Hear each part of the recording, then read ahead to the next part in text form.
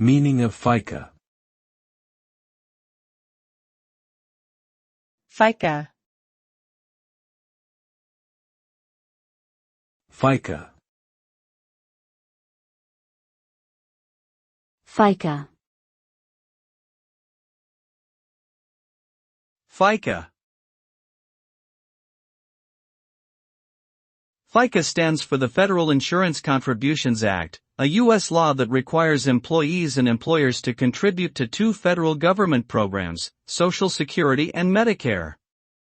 The Social Security program provides retirement and disability benefits, while Medicare provides healthcare coverage for individuals over 65 years old and those with certain disabilities.